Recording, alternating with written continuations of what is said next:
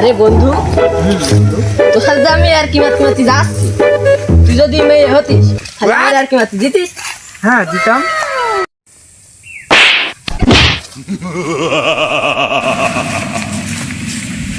এই পা যে কবে বিশাল কুকারের মধ্যে দিয়ে আমি হালুয়া করে খাবো।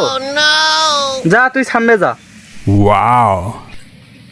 তোর রাস্তায় হাঁটতে গেলেও তুই আমার ছাড়া চলতে পারিস না। তুই পড়ে যাস, তুই প্রকৃত পক্ষে আমার ছাড়া কি হয়ে চলবি?